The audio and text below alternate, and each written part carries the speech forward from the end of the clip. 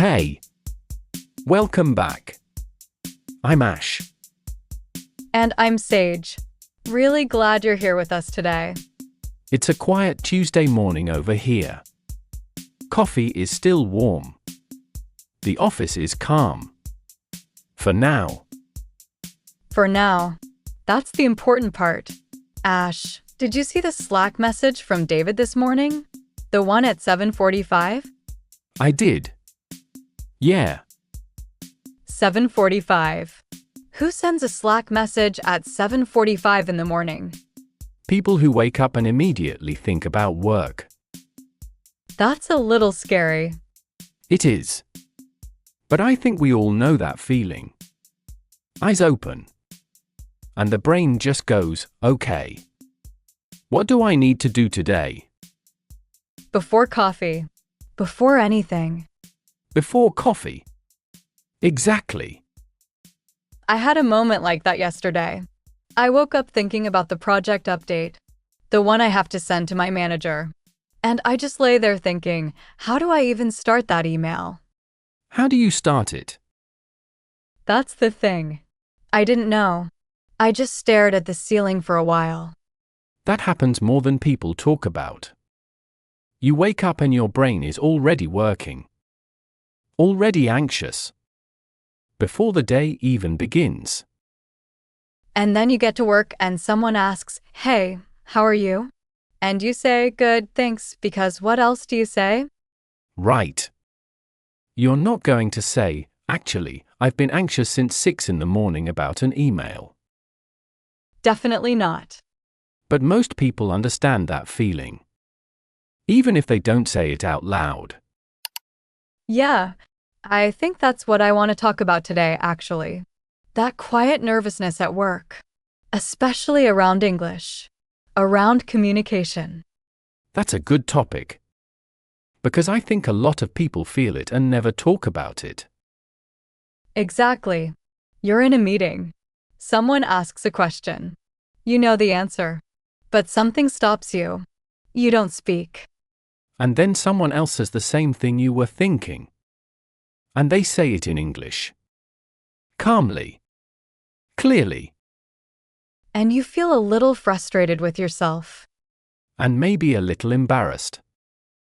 Yeah. Have you had that before? Many times. Many times. Really? Sage, everyone has that. Even people who look confident in meetings. Even people who speak very naturally. They've all had that moment. I believe you. But in the moment, it doesn't feel like that. No. In the moment it feels very personal. Like, why can't I just say it? It feels like everyone else is fine and I'm the only one struggling. But that's not true. And I think the bigger problem is what happens after that feeling. What do you mean? You stop speaking in meetings because you're afraid of making a mistake. You don't send the email because you're not sure the words are right. You start avoiding the exact things that would help you get better. Oh, that's actually happening to me right now. With that project email. Right. You mentioned that.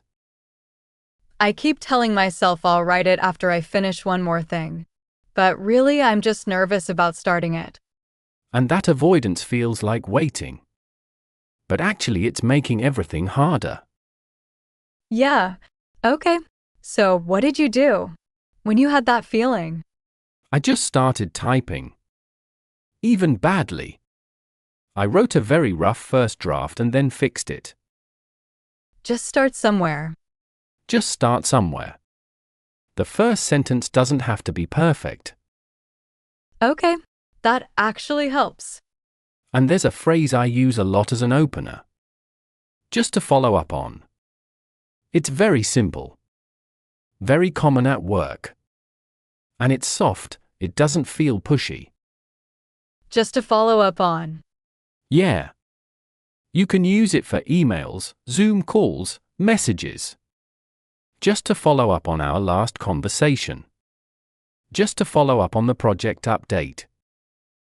Let me try. just to follow up on the project update. Perfect. Simple as that. That doesn't sound as scary as I thought. Most work English is like that. It sounds difficult from the outside. But once you use it a few times, it becomes normal. I think I imagine everyone else using complicated language, and I need to match that. But actually, most good communicators at work keep things simple. Clear and simple usually works better than complicated. that's reassuring.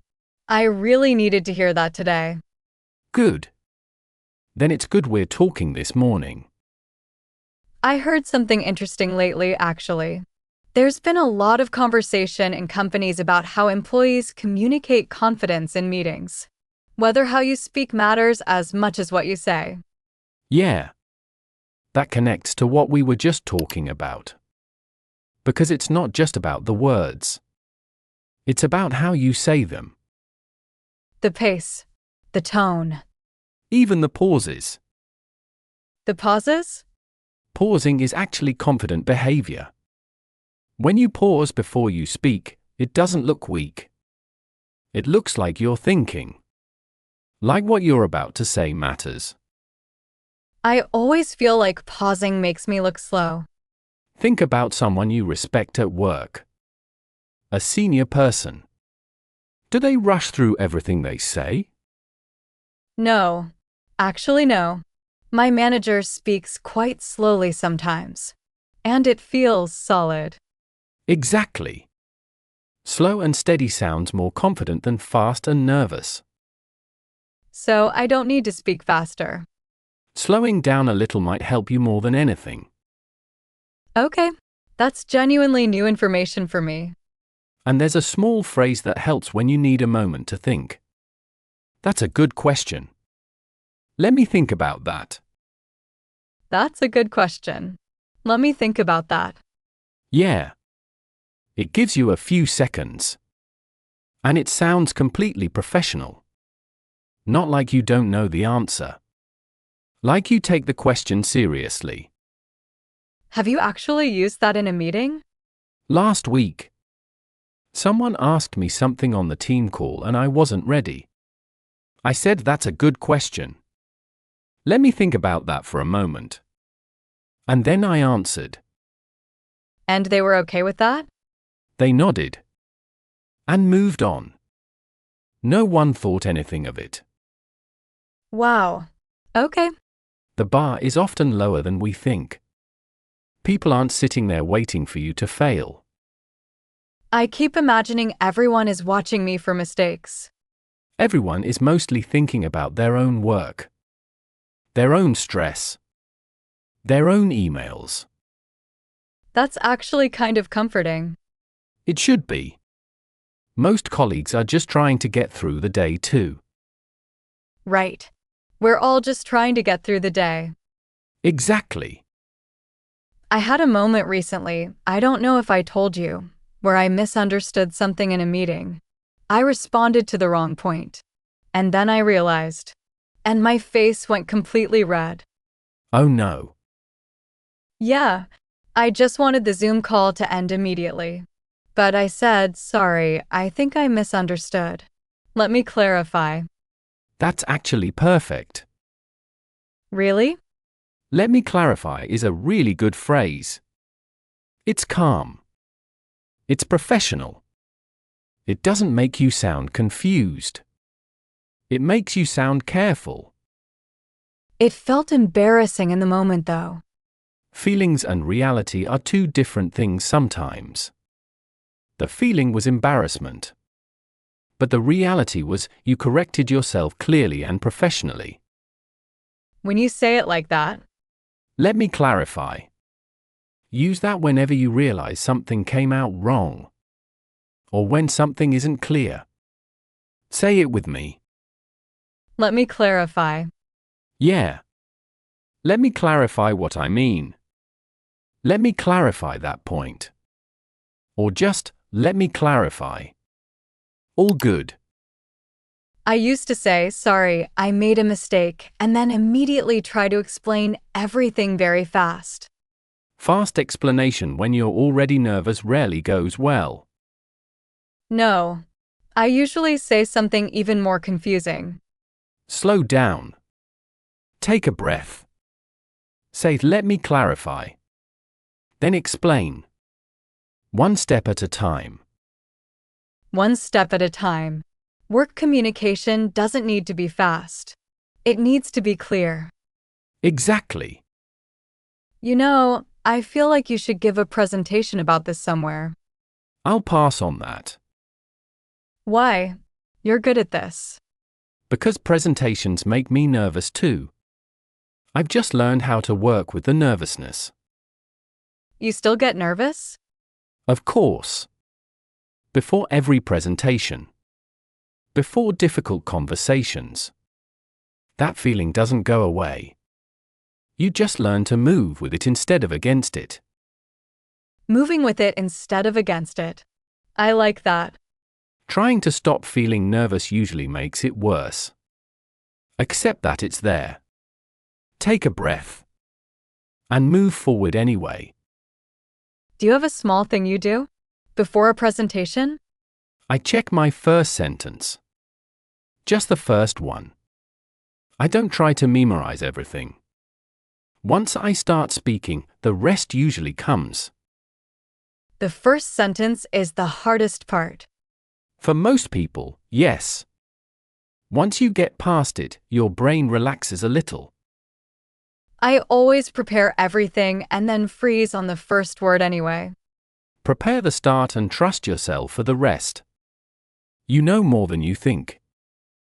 Do I though? You've been doing this work for a while. You know the project. You know the team. You're fine. Part of the confidence issue is I'm always not sure if my English is good enough. What does good enough mean to you? Like everyone else understands each other easily, and I have to slow them down to ask again. Asking again isn't slowing people down. It's making sure the communication actually works. It doesn't feel that way. Think about it from the other side. If a colleague asked you to repeat something, would you be annoyed? No, of course not. So why do you think they'd be annoyed at you? I don't know. I just feel like I should understand the first time. No one understands everything the first time. Background noise, fast speakers, accents, new terminology. There are 100 reasons to ask for something to be repeated.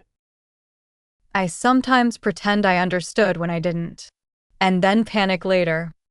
Most people do that at some point. Really? Really. It's very human. You don't want to look confused, so you nod and hope it becomes clear later. And then it doesn't become clear. And the panic gets bigger. So next time, just ask. How do I ask without sounding like I wasn't paying attention? Sorry, could you repeat that? I want to make sure I have it right. Could you repeat that? I want to make sure I have it right. That phrase is good because it shows you care.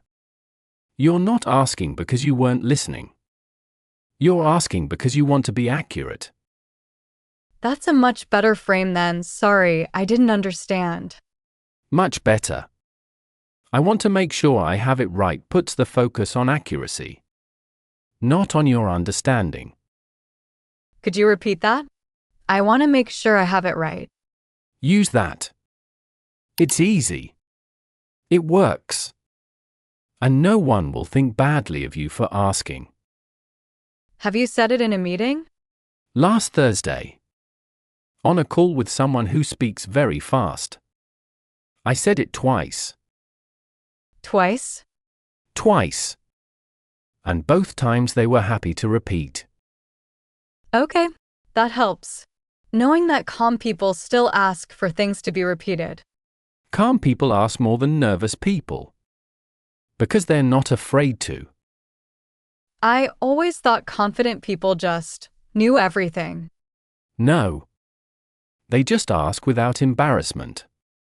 Real confidence isn't about having every answer. It's about being okay with not having every answer. That's a different definition than I had. What was your definition before? I thought confident people never felt nervous, never got things wrong, just walked into rooms with everything sorted. If anyone like that exists, they must be exhausting to work with. Huh. Yeah, probably. Real confidence is, I don't know everything, but I can handle it. I might make a mistake, but I'll fix it. I might need help, and that's okay. I might make a mistake, but I'll fix it. Can I keep that? It's yours. I was reading about something interesting this week. A lot of companies now talk about what they call psychological safety at work. Yeah. I know that term. Do you? What is it exactly? Psychological safety basically means feeling safe to speak up. Safe to make mistakes. Safe to ask questions. Without fear of being embarrassed or punished. That's exactly what we've been talking about. Yeah. It connects, right? When a team has psychological safety, people communicate better. They ask more questions. They admit mistakes faster. They learn faster. And if a team doesn't have it? People go quiet. They pretend to understand. They avoid speaking up in meetings. Good ideas stay hidden. That sounds familiar. My team is mostly good, but there are some people in meetings who make me feel like any wrong word is a big problem. Certain personalities in meetings can raise the pressure in the room, even without meaning to. There's one person who always asks sharp questions immediately. What's your evidence for that? Or have you tested that assumption? And every time they speak, I feel my heart rate go up. I know that kind of person. Did you have one? Different company. I spent about 2 months being nervous in meetings because of one person like that. What changed? I realized they did it to everyone. Not just me. And their questions were actually useful, I just didn't like being put on the spot. Put on the spot. That phrase. To be put on the spot means someone asks you a question suddenly. Without warning. And you have to answer right now. You're under pressure to respond immediately. I hate that feeling. Most people do. But here's what helped me. When you're put on the spot, you're allowed to pause. You're allowed to say, that's a fair point. Let me think for a second. That's a fair point. Let me think for a second. It gives you a moment. And it sounds considered. Thoughtful. Like you're taking the question seriously. I usually panic and say something immediately and then regret it. That's the adrenaline. Your body wants to respond quickly because it feels like danger. It really does feel like danger. But you're not in danger. You're in a meeting. And it's okay to take 3 seconds. 3 seconds feels like a long time in a quiet room. Try counting to 3 right now. Silently. 1, 2, 3. That short? That's short. And in that 3 seconds your brain moves from panic to actual thinking. 3 seconds. I can do 3 seconds. That's a fair point. Let me think for a second. And then answer. Imperfect is fine. Real is better than perfect. Real is better than perfect. In meetings. In emails. In conversations. Being genuine and clear usually works better than being polished and vague. That's going in my notes. Good. Write it down. Okay, I have a confession. Go ahead. A few weeks ago, we were in a meeting. I had an idea. A real idea. I think a good one. And? I didn't say it. Why not? I was trying to figure out the right words in English, the right structure for the sentence. And by the time I had it ready, the conversation had moved on. Ah. Yeah. And then someone else brought up a completely different solution. The manager went with that. And after the meeting, I thought my idea was actually better. Maybe it was. Maybe it was. But it didn't help anyone because it stayed in my head. That's one of the real costs of communication anxiety. It's not just personal. The work misses out too. I never thought of it that way. Ideas that don't get shared don't help anyone, including yours. So how do I fix that? In the moment, I can't think fast enough in English. A couple of things. 1. You don't need to say the whole idea in one long sentence. Break it into 2 or 3 short ones. Short sentences? Instead of one long complicated thought, try, I have an idea. Can I share it quickly? Then the idea. Then one sentence of context. That's it. I have an idea. Can I share it quickly? That opener signals to the group that you want the floor. It gives you a breath before you start. And it's honest. Can I share it quickly? That's so simple. Simple is good.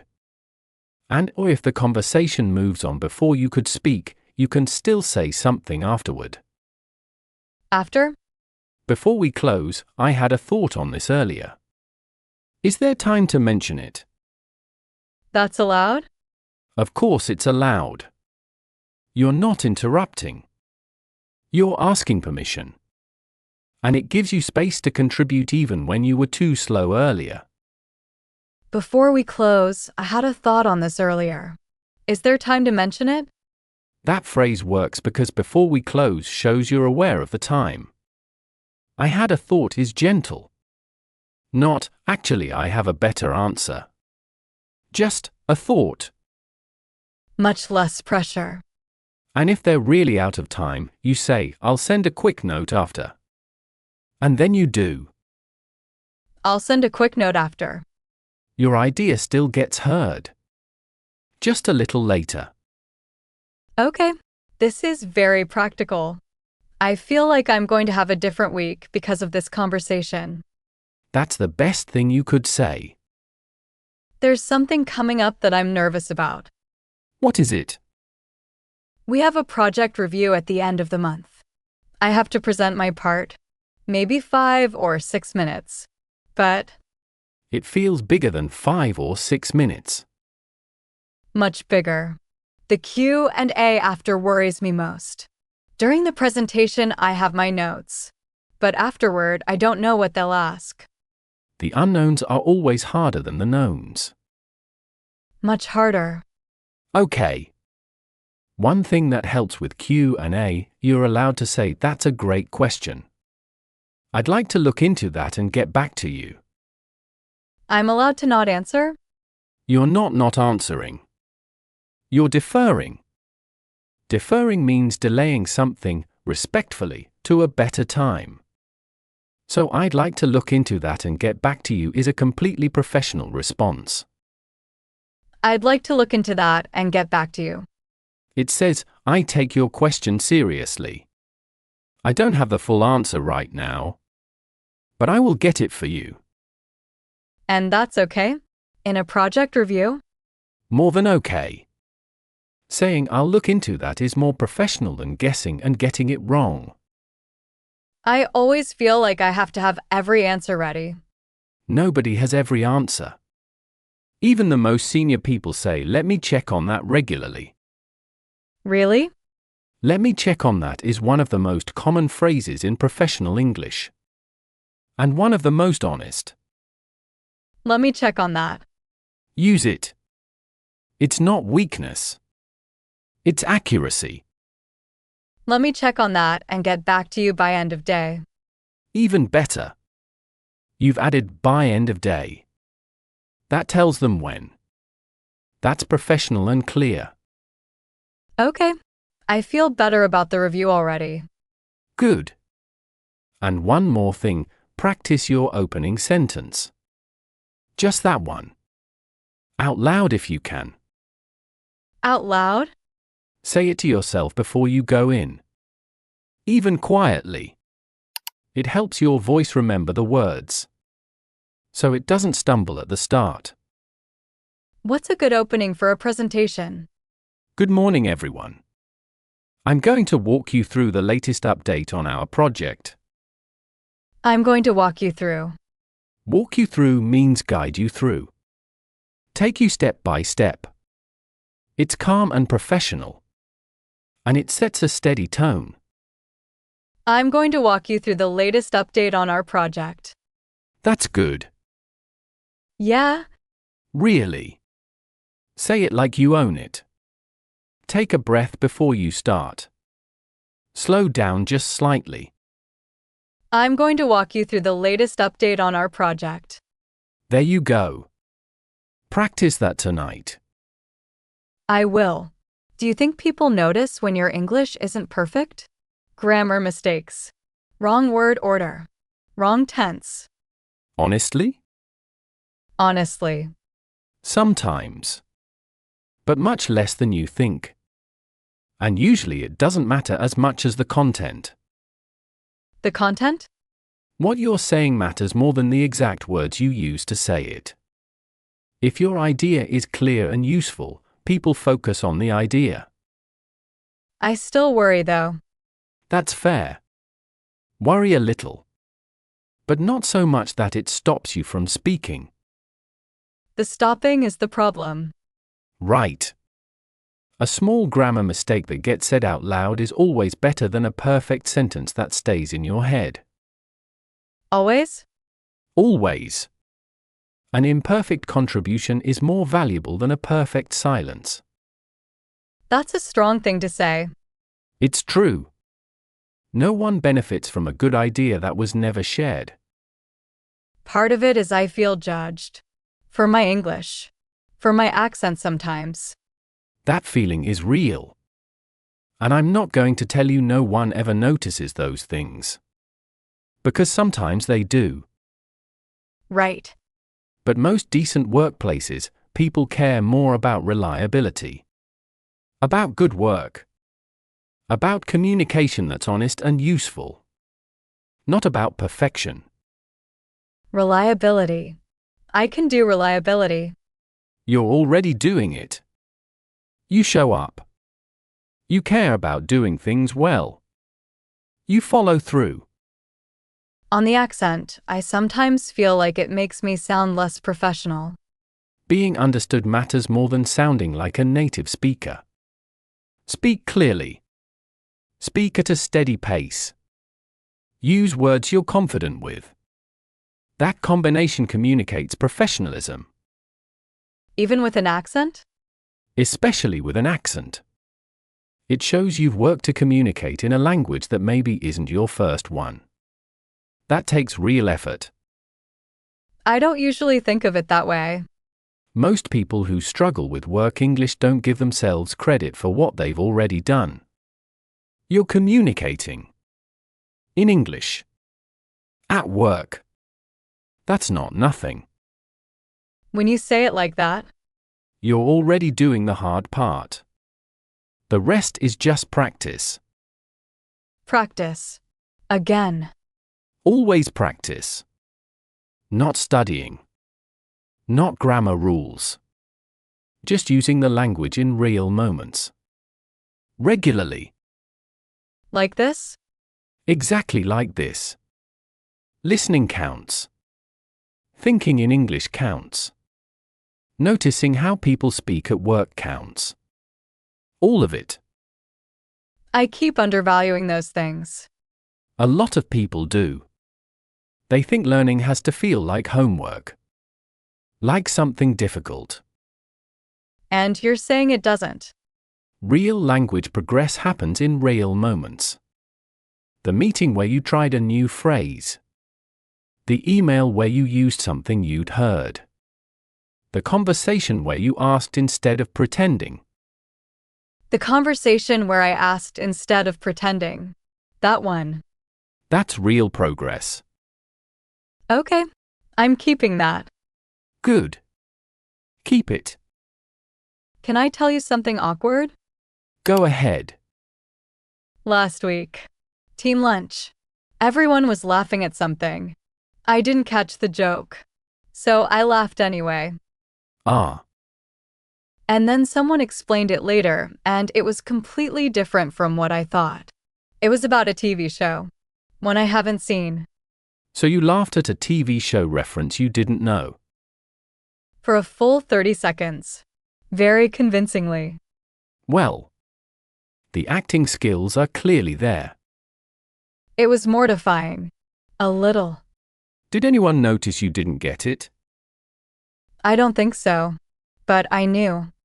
We're always harder on ourselves than others are. Always. I replayed that moment a few times later that evening. And now here you are. Still working. Still in the lunch group. Very much still employed. Huh. Yes. Very much still employed. The world did not end because you laughed at a joke you didn't understand. It felt like it might for about 30 seconds. Most awkward work moments feel catastrophic in the moment. And then become a story you tell someone later. That's exactly what happened. I told my friend that evening and she found it funny. And now you're telling me. And now I'm telling you. Awkward moments are a tax you pay for being human at work. A tax. I like that. Everyone pays it. Some people just look like they don't.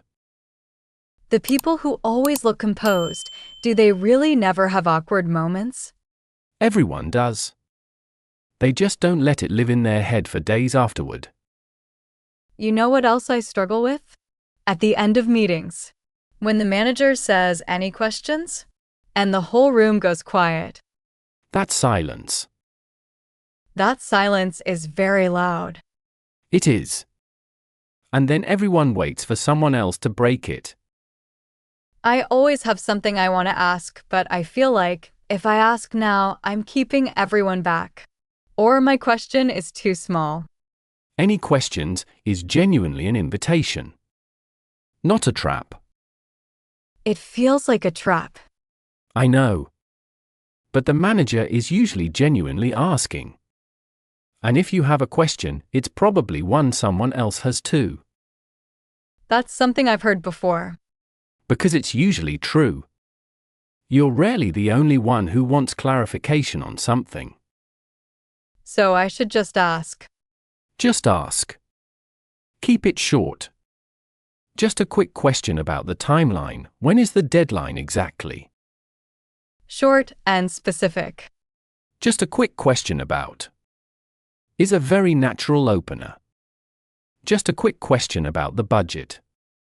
Just a quick question about who I should contact. Just a quick question about next steps. Just a quick question about next steps. And next steps is worth keeping as a phrase. Asking about next steps at the end of a meeting shows you're thinking ahead. Managers usually appreciate that. What are the next steps from here? You could even use that to close a meeting if you're running it yourself. Okay, what are the next steps from here? Actually, there's talk about rotating who runs meetings in our team. And internally. I'm not ready for that. What does a not ready mean to you? I don't know how to keep a meeting moving. I don't know how to manage the time. I don't know what to do if things get awkward. Those are learnable things. They feel very far away. But you've been in a lot of meetings. You've watched it done. You have more information than you think. Watching and doing are different things. They are. But there are a few simple phrases that make running a meeting feel easier. Tell me. Let's start. Simple. Clear. People respond to that. Let's start. Let's move on to the next point. That controls the pace. Let's move on to the next point. That sounds calm. And does anyone have anything to add before we move on? That makes sure no one feels unheard. Does anyone have anything to add before we move on? And at the end, okay. Let's wrap up. Here are the next steps. There you go. You just ran a meeting. In principle. The rest comes with practice. You said it again. Because it's true every time. Okay, I'll trust you on that. Good. You know what's interesting? I came into this morning feeling a little low, tired, a little anxious about the week. And right now I feel lighter. I'm glad. Just talking through some of this stuff helps. I spend too much time alone with these thoughts. Most people do. Thoughts feel more overwhelming when they stay inside. And when you say them out loud, they often sound less scary than they felt. The head amplifies things. Conversations bring them back to normal size. Like, I'm afraid of running a meeting sounds manageable, but inside it feels enormous. That's how anxiety works. It makes small things feel very large. And conversations, like this one, can help bring them back. Conversations like this one, or with a colleague, or a friend. Or even writing it down. Sometimes when I have a lot of anxious thoughts about work, I just write them down. Not to solve them. Just to get them out of my head. And that helps? Usually the thing feels less urgent after I write it. Less urgent and more manageable. I might try that. It sounds too simple to work. The simple things usually do work best. In English and in work. Clear and simple. I think that's my real takeaway from today. What else? Short sentences. Real phrases. Not perfect, just real. Pause when I need to. Ask when I'm unsure. And an imperfect contribution is more valuable than a perfect silence. That's a good list. Also, psychological safety. Being put on the spot. How to open a presentation. How to handle Q&A. How to ask a question at the end of a meeting. How to run a meeting. A few things then. More than a few. How do you feel about the project review now? More okay than I did this morning. Still a little nervous. But more okay. Nervous is okay. Nervous means you care. That's not a bad thing. You've said some version of that's okay about 10 times today. Because most things actually are okay. That's a very calm way to move through the world. I didn't always. It takes practice. There it is again. Everything takes practice. Everything takes practice. You ready for today? Almost. I still haven't written that email. Just to follow up on. Just to follow up on the project update. Yeah, I'll do it after this coffee. After this coffee. Very honest.